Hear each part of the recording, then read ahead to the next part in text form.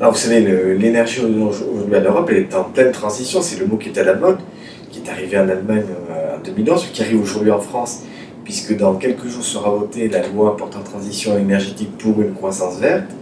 Et on voit bien que ce sujet, il n'est pas uniquement local, à Nice, ou régional, la région PACA, ou national, c'est un sujet européen.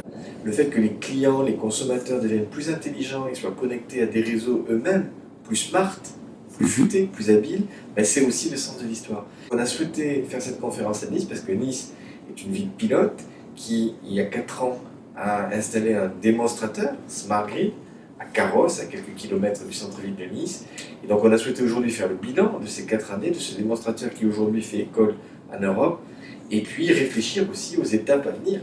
Au-delà de la réussite de ce démonstrateur, quels sont les grands chantiers européens? C'est la réflexion qui s'adressera à tous les citoyens qui voudront venir à Nice. Ce n'est pas une réunion d'experts, c'est un colloque à destination de tous les passionnés de ces sujets énergétiques européens.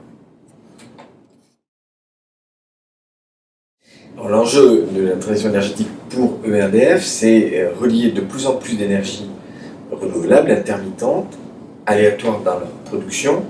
Et vous savez, aujourd'hui en France, on a près de 350 000 sites reliés. C'est donc des sites extrêmement territorialisés, décentralisés, que ce soit des sites photovoltaïques, des sites éoliens, et qui rentrent dans le réseau par le bas.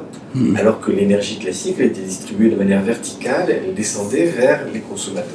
Premier défi, donc, c'est relier tous ces moyens qui sont disséminés, ces moyens de production renouvelable disséminés dans les territoires français et européens. Deuxième défi, c'est à partir de décembre 2015, on va installer les premiers compteurs Linky, les premiers compteurs intelligents sur notre réseau.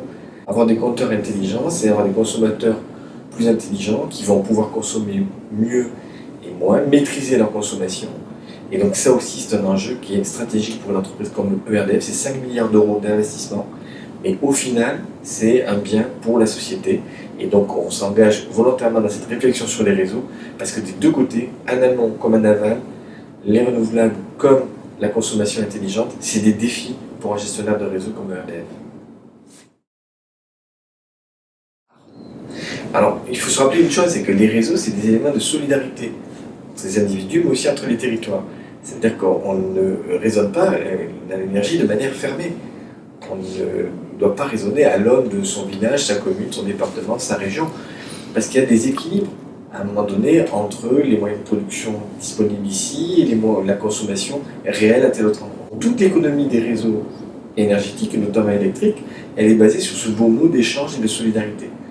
Donc aujourd'hui, il faut replacer ces notions d'échange et de solidarité à l'échelon pertinent, c'est l'échelon européen, à la fois en termes d'investissement, il faut des politiques d'investissement européennes dimensionnées, suffisantes pour moderniser les réseaux, les adapter à la transition énergétique. Il faut aussi placer au niveau européen les enjeux plus généralement de la transition. C'est l'enjeu de la conférence de Nice, de réfléchir à ce futur des réseaux et à la façon dont on peut, au niveau européen, faire mieux que par des approches purement nationales ou locales.